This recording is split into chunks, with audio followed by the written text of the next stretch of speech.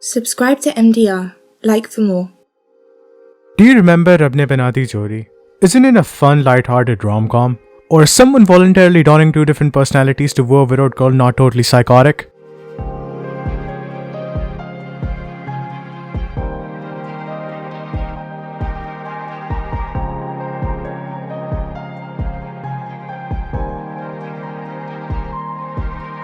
Rab Ne Bana Di Jodi begins with a beautiful tribute to the city of Amritsar, the heart of Punjab, something that quite parallels against the opening sequence of the 2011 Woody Allen romance comedy Midnight in Paris. The sequence becomes the heart of the film because it's grounded in the truth of India's beauty, which lies in its naturality, which is a big theme of the film because there's this guy who will leave his true nature to become someone else. The film too focuses on rather bleak circumstances, just some common man falling in love with some common girl. Unlike the over-the-top plot lines and settings of most Indian romances of its age, like compared to the previous summer's SRK hit Om Shanti Om, it's this bleakness, however, that does not seep into the film's grandeur style of filmmaking that has slow and long pans within these large sets. Not just spacious halls, but even bigger rooms. Roomy rooms. Naam to suna hoga.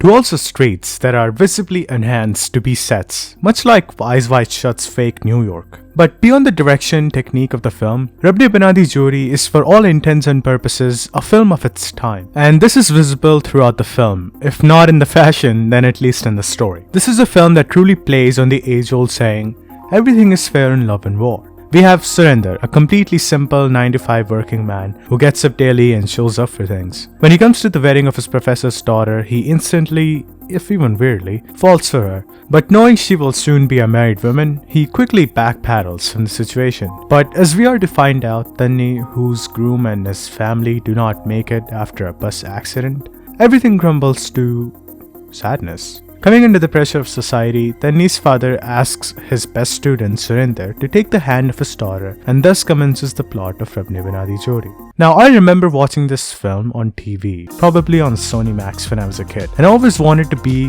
the cool persona that SRK dons in the film, when he realizes how his true self will never be appealing to his newly wedded wife. I never wanted to be that boring and bland personality that his character truly is. Surprisingly, I never realized how late his character comes in the film. At about 42 minutes, when almost 1/3 of the film has passed, and it takes Raj, the new persona of Surinder, not a long while to settle into it. There's this slow motion scene that I really like where you can totally see how good of an actor SRK is. His expressions change from awkward to kind of settling into it, and to then having full confidence. Just in one slow motion sequence. It's amazing.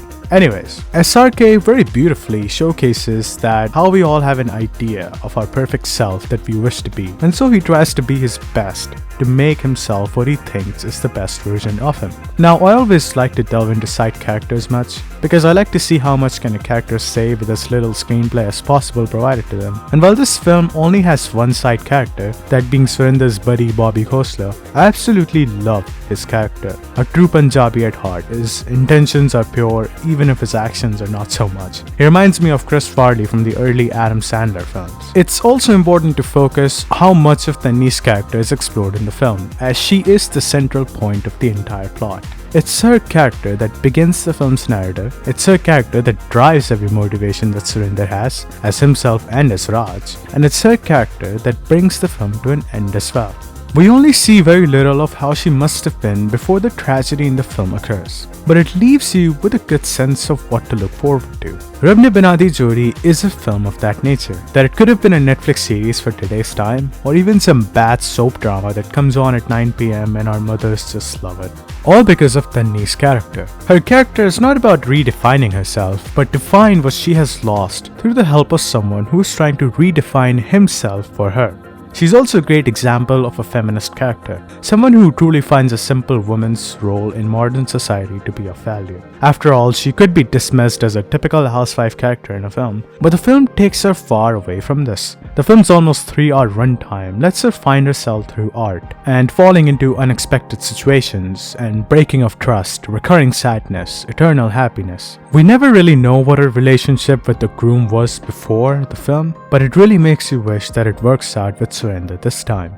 It somehow makes her character more complex than Surender's, who should be the most convoluted to decipher, on account of him playing two different personalities by day and night, because let's be realistic, that's not okay. In a great monologue right before the intermission of the film, we see Surender as Raj confronting himself through a mannequin, a reflection of him becoming someone else, letting his old self remain in the shadows, like a locked, shut down robot. He has become Raj so much that he hates himself or his older self to the point where he considers his true nature to be still, lifeless, bland and grey.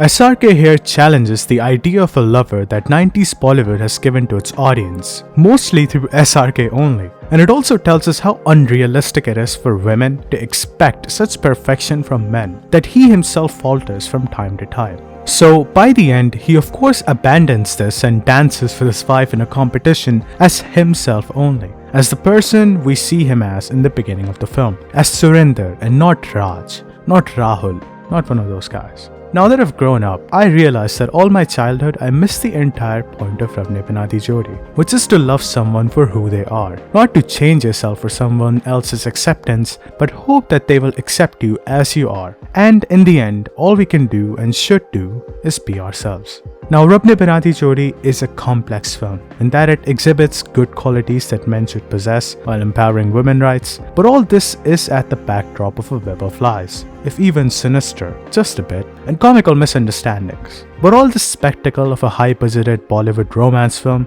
you'd expect the film to fall apart in commercializing itself. But no. This film, to say the least, works. The music is amazing, the direction is good, the comic timing works, the drama is crucial, and the dance too. Every commercial aspect of the film is good. So to answer the question we began this video with, is Rab Ne Bana Di Jodi unique or typical? Well, I would say Rab Ne Bana Di Jodi is a very typical story, but it is told very uniquely.